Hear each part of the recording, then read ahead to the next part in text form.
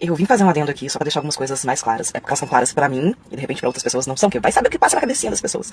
Em algumas histórias anteriores eu falei que eu sou das danças sensuais e que eu não tenho problema nisso porque isso é minha zona de conforto. Quando eu estou falando de danças sensuais, a dança do ventre não está incluída. A dança do ventre pra mim tá dentro das danças étnicas. Assim como eu não consigo considerar a dança alemã, dança italiana e as outras danças que eu já fiz como sensuais, a dança do ventre pra mim tá dentro desse grupinho de danças étnicas que eu tenho extremo respeito. Pra mim, as danças sensuais são outras danças. É o poly, que não é esportivo, é o poly sensual, é chair dance, é lap dance, é o twerk, é jazz funk. Tá muito mais ligado, mais parecido com as danças urbanas do que com as danças étnicas, ok? A galera que tá aqui, nos meus melhores amigos, acompanhou, não necessariamente todo mundo assiste. E eu paguei um palco pra mim, essa semana, em uma apresentação de uma amiga minha, outra participação com ela. E aí eu tô aqui na Galicida, acabei de sair do CCR, de fazer mais uma aula de audição brasileira. Parei pra almoçar, daqui a pouco eu tô de um pouco tem aula de Bollywood, e a professora já me chamou pra estar no palco na semana que vem. O sonho da minha vida era conhecer o Espaço Corporecer, porque eu queria conhecer a Dona Kali e encontrar a Mari. Aí eu venho aqui, a Mari não tá. É muito sobre isso. Primeiramente, vou deixar aqui minha sugestão pro Espaço Corporecer, que é fazer, né, o Kali Terapia. Você vai lá, paga, pra passar um tempo com a Kali. Eu pagaria facilmente. Eu tenho passado uns certos nervosos ultimamente, que é não poder fofurar os cachorros dos outros, né? Aqui no bairro que eu tô, tem muita gente passeando com o cachorro o tempo inteiro. Eu não posso sair atacando os cachorros como eu gostaria, ou como eu ataquei a Kali. Então eu acho que valeria muito a pena lançar a Kali Terapia. Eu brinco, né, que eu saí da dança com uma mala de coisa pra ser processada, e que obviamente ainda não foram. Mas aí eu vou somando outras coisas, né, vou colocando mais coisa na mala. Hoje eu coloquei muita coisa na mala. Todas as terças têm sido extremamente corridas pra mim. Incrivelmente, tudo que eu cismo de fazer cai na terça-feira. Vamos lá, terça-feira eu faço aula de Odisse, emendo na de Bollywood. Em tese, eu teria que ter feito a aula de dança do ventre aqui em São Paulo, mas aí troquei, né, pra passar lá pelo Espaço Corporecer, e foi uma loucura. Vamos realmente destrinchar isso aí. A aula de Odisse, a gente basicamente fica em duas posições iniciais, que é o Choka e o Tribanga, que são duas posições representando o masculino e feminino. Já falei em histórias anteriores que eu acho uma baboseira esse negócio de energia feminina e masculina, no sentido que as pessoas têm usado ultimamente. Ai, mulher não pode treinar, senão fica com muita energia masculina. Ai, o homem não pode lavar louça, senão ele fica com muita energia feminina. Mas eu não ignoro que essas energias existem. Vivemos num mundo que sim, é dual, a gente vive num mundo material. Tudo ok com as leis herméticas, né? Já lemos o Caibalion. Tudo que é em cima e embaixo, positivo, negativo, feminino e masculino, consciente, inconsciente, luz e sombra, vida e morte, enfim, tudo que é dual. Eu entendo as energias dessa forma. E aí isso veio muito forte pra mim, que eu passei o dia inteiro trabalhando essas energias dentro da dança indiana. E terminamos com Tantra no dia, né? Então, de novo, trabalhando essas mesmas energias. E na aula de Odisse eu tenho achado incrível, porque tem sido um desafio gigantesco pra mim. É tudo muito minucioso, assim, a questão do olhar, a questão da mão, de bater o pé, as posições de pé. Eu saio muito cansada, não vou mentir, porque eu ainda tô nessa coisa de processar o que eu tenho que fazer. Como é uma dança que não tá nada automática no meu corpo, eu ainda levo um tempo pra pensar até realmente fazer. Isso me cansa. Bollywood já é mais livre, já é, como a própria professora diz, um pagode indiano. Ele é mais solto, ele é mais alegre, é bem gostoso e muito provavelmente eu devo apresentar junto com as meninas na terça que vem, às 9 da manhã. Tudo bem, como é que eu vou chegar lá? Não sei. Acordar às 4 da manhã pra chegar lá às 9? Talvez. Uma das coisas que eu tenho sentido também dessa vez vindo pra São Paulo é que pela primeira vez eu não tenho entrado na agitação de São Paulo. Eu não tenho ficado agitada como as pessoas são. Mas eu tenho ficado mais cansada também. Talvez porque eu esteja fazendo muito mais coisas do que normalmente eu faria. Me deslocando muito mais distâncias maiores. Tô ficando quase uma hora no metrô pra ir, mais quase uma hora pra voltar.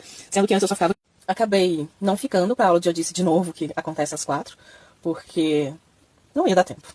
Não ia dar tempo de sair de lá às 5 e tá às 7, uma meia hora a pé daqui, do trailer.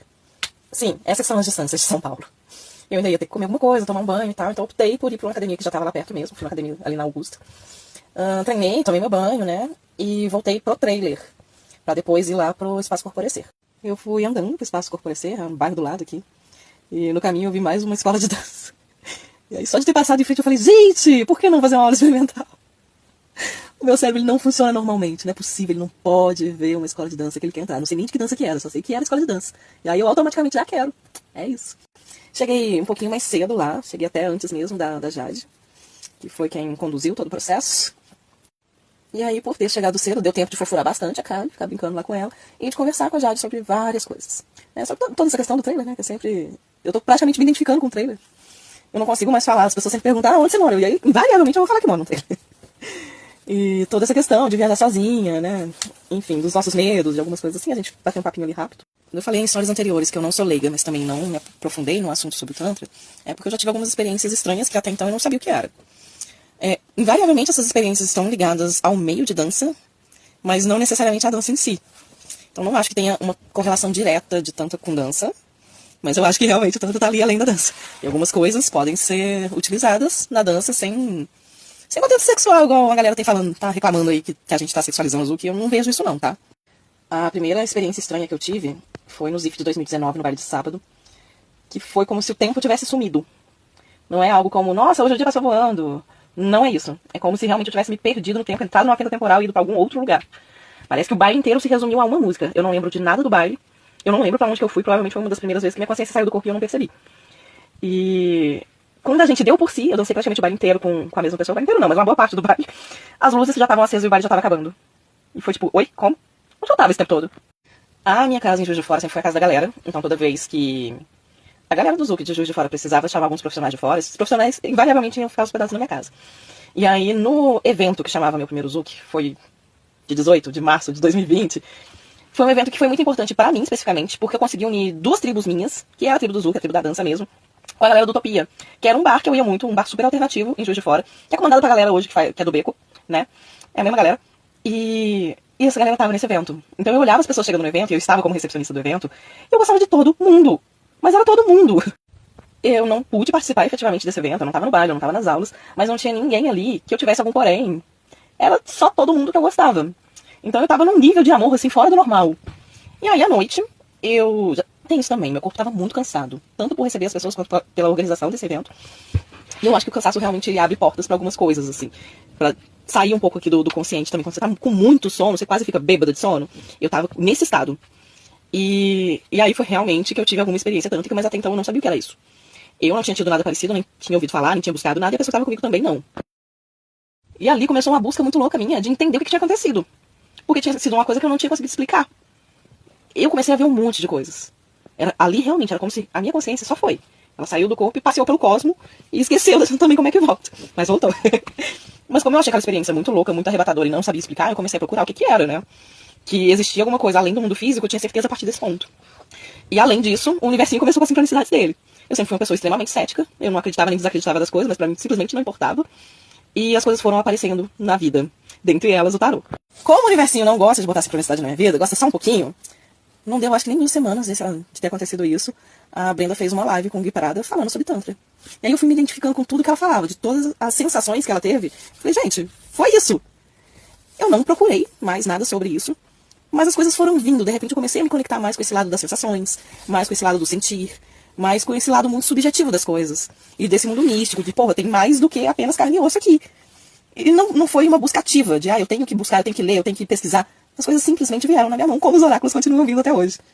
Comentei isso rapidamente com a Jade hoje, tá, gente? Não entrei em todos esses detalhes. Mas achei muito importante eu ter esse contato com ela também, porque também foi uma sincronicidade do universo. Eu não estava buscando isso, mas coincidentemente eu estava em São Paulo, acabei de passar pela Além da Dança, e aí ela veio dar essa vivência aqui. E eu achei que era o momento mais propício pra eu estar entrando aí, né? Um pouco mais a fundo em conhecimentos um pouco mais teóricos também, e nas vivências. Eu tenho muita coisa pra falar, muita coisa pra processar, mas por hoje ficarei por aqui. Muito grata com isso tudo. A questão do oráculo pra mim foi muita coincidência. Toda vez que algum baralho cai na minha mão, vai vir muita sincronicidade, muita. O oráculo de hoje era de deusas de diversas culturas. E aí eu tirei a Maat, que é uma deusa egípcia, né? Berço da dança do ventre. E ela tinha 8 bolinhas nas asas, e o número 8 tem aparecido bastante pra mim. É o número da abundância. O 8 também é um dos símbolos do infinito, um dos movimentos que a gente faz bastante em várias direções na dança do ventre. Número 8 é o meu número de nascimento, né? Pegando a minha data de nascimento e reduzindo a um número único, dá o número 8.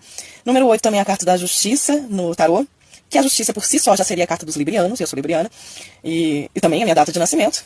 E fora isso, daria na carta da estrela, que também é muito simbólica pra mim, que significa esperança, né? Uma mulher nua derramando águas sobre a água, embaixo de um céu estrelado. Enfim, é uma carta linda. E que também tem muito a ver com toda a minha história. No Além da Dança eu tirei uma carta onde tinha um círculo de mulheres que eram 8 mulheres, enquanto estava acontecendo uma prática com 8 pessoas. Então muita coincidência aí. No número 8 tá aqui me rondando. A carta não tinha nenhuma referência ao tarô, e mesmo assim o nome da carta era Justiça Divina. E essa correlação foi toda eu mesma que fiz, porque não tinha nada escrito nela. Eu correlacionei as 8 bolinhas da asa com a carta da Justiça do tarô, que é a carta de número 8. E aí o nome da carta também é Justiça, enfim. Justiça também é o símbolo dos librianos, e aí vai indo, né? E uma coisa que ela falou e que outras pessoas já falaram é que, sem querer, é como se eu fosse um serzinho tântrico sem saber o que era tanto.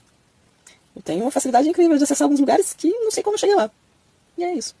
Por hoje é só, pessoal. Hora de mimir. Aí eu fui salvar o story, né? Colocar no destaque. Hoje é dia de portal. 8 do 8.